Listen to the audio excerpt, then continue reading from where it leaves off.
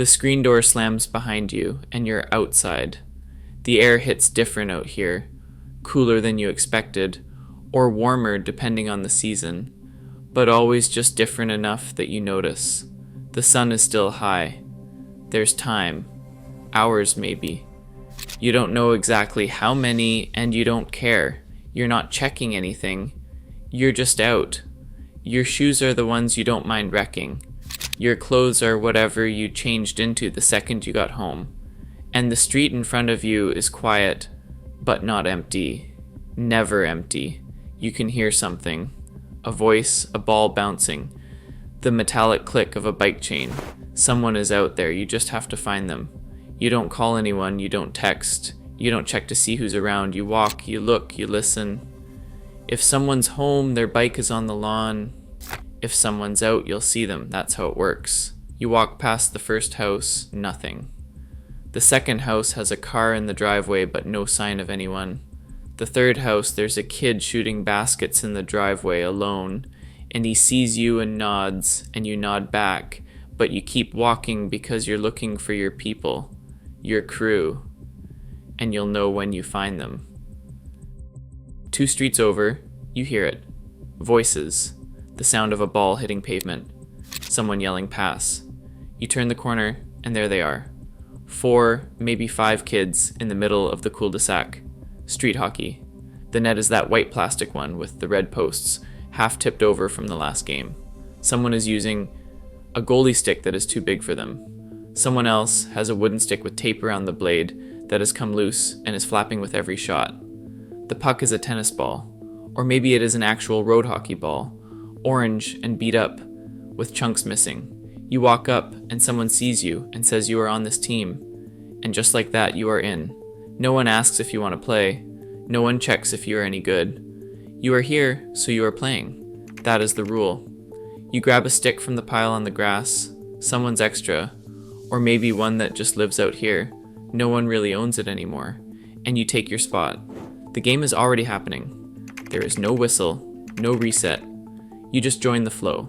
Someone passes to you and you are moving, stick low, trying to get around the kid defending, and someone is yelling, shoot, and you do. It goes wide, and the goalie does not even move, just watches it roll into the grass.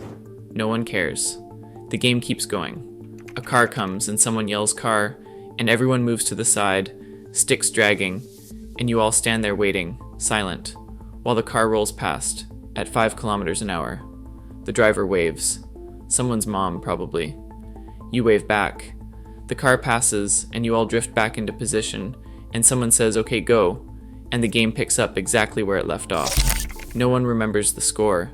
Someone probably said it was 3-2 15 minutes ago, but no one believes them, and it does not matter because the score is not the point. The point is this: the movement, the sound of sticks hitting pavement, the argument about whether that goal counted, the fact that you are out here, doing something, with people. Someone gets mad about a call. Someone always does. That was in. No, it was not. It hit the post. The post does not count, everyone knows that. The argument lasts 30 seconds. Then someone else touches the ball, and everyone forgets and keeps playing. You get checked too hard, and you turn around ready to say something, but the kid is already skating away, and it is over and you let it go. Someone scores, and their team cheers, and your team groans, and you reset and go again. This goes on for an hour, maybe more. You lose track. Then someone's mom opens the front door and yells, Ethan, dinner. Ethan groans and drops his stick and says, I gotta go. And just like that, he is gone. The game does not stop. Someone else takes his spot. Or it shifts to 4-on-3, or it becomes 3-on-3 because someone else decides they are done too. The game is flexible. The game is whatever it needs to be. And when it finally falls apart, when there are not enough people left to make it work, someone says same time tomorrow, and everyone says yeah, and you all scatter. No plan, no group chat, just the understanding that if you are out tomorrow, you are out. And if you are not, you are not. Some days it is not hockey, some days it is bikes. You meet up without planning it, and suddenly there are 6 of you, 7, pedaling in a pack with no destination. Just riding. Down the hill, through the shortcut behind the school, around the park. You ride with no hands to show off. You hit the curb and try to jump it. You race to the end of the block, and someone always wins, and someone always claims they were not ready. You circle back and do it again. There is no map. There is no endpoint. You are just moving through the neighborhood like it is yours. Because it is. You find things. A construction site that wasn't there last week. You stop and look through the chain link fence at the piles of dirt, the skeletal frame of whatever is being built.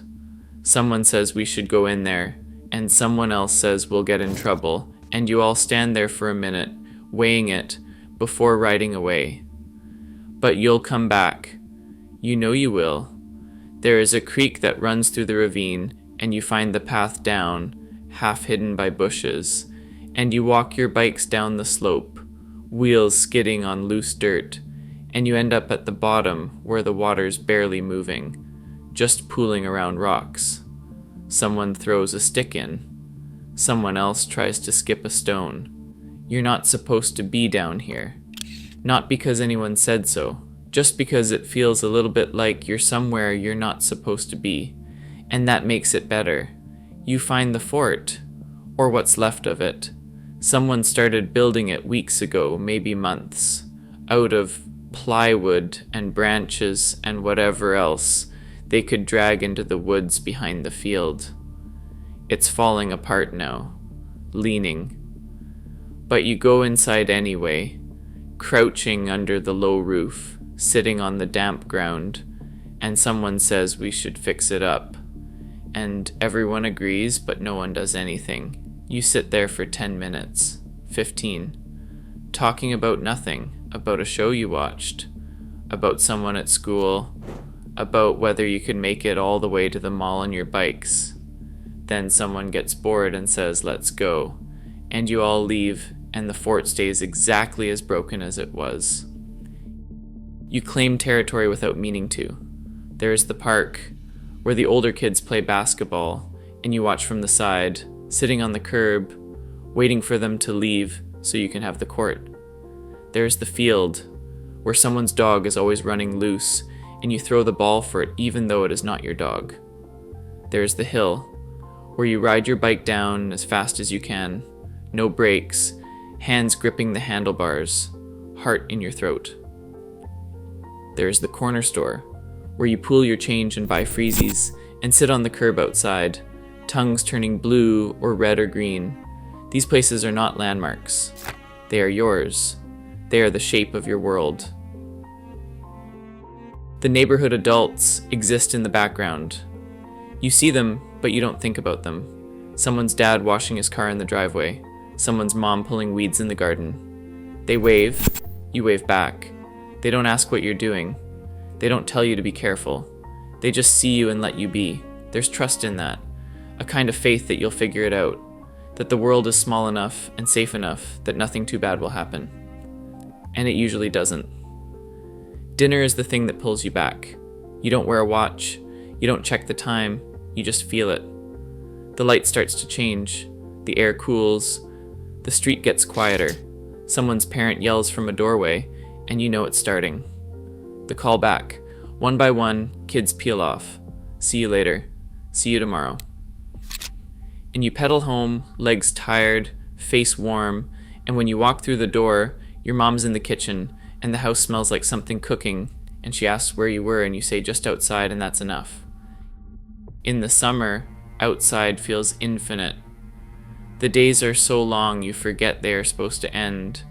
You're out there at noon, and you're still out there at 8, the sun just starting to dip, and you can't believe it's still light out. You play until you can't anymore, until someone's parents enforce the dinner rule, until the mosquitoes get bad, until your legs are so tired you can barely pedal home. You come inside sweating, your hair stuck to your forehead, and you drink water straight from the tap, gulping. Your mom tells you to slow down, and you ignore her. You eat dinner, and you're back outside 20 minutes later, because there's still light, still time. The neighborhood is softer now, quieter. But you're still out there, sitting on someone's driveway, lying in the grass, talking, laughing, doing nothing, being everything. Fall changes things. The air gets crispy, and you start wearing a hoodie. The leaves are everywhere, and you ride through them just to hear the sound, that crunch and scatter. The sun sets earlier and you feel it, the pressure of less time. You play harder, faster, like you're trying to hold on to something that's slipping. The street hockey games get more intense. The bike rides get longer. You're chasing the last bits of warmth, the last bits of light, before winter locks everything down. And then winter comes and outside transforms. Snow is everywhere, piled high along the sidewalks, gray and crusty with salt and dirt. The street is narrower now, the snowbanks cutting into the road. You can't ride your bike anymore. You can't rollerblade, but you're still out there. You're always out there. You build forts in the snow. Not the kind from movies. The kind that's really just a pile with a hollow spot you dug out with your hands, your mitts soaked through, your fingers freezing. You stay in there for 5 minutes before you get bored and move on. There's a rink, maybe at the school, maybe at the park, maybe just a backyard rink someone's dad flooded and maintains like it's his life's work. You skate there.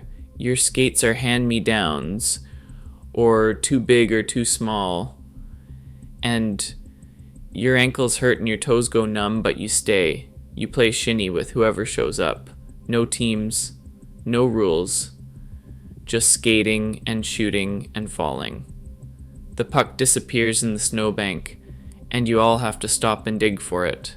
Sticks scraping, hands searching. Someone finds it, and you keep playing. Your face is cold. Your nose is running. You don't care. When you come inside, after a winter day outside, you can barely feel your hands.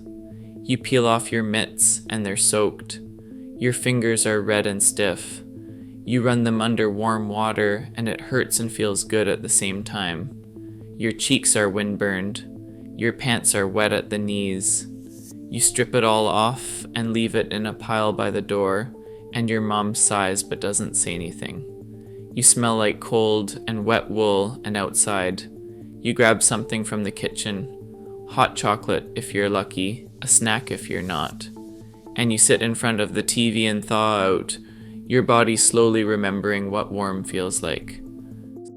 Spring comes and it's muddy, everything is melting, and the streets are rivers of slush, and your shoes are destroyed.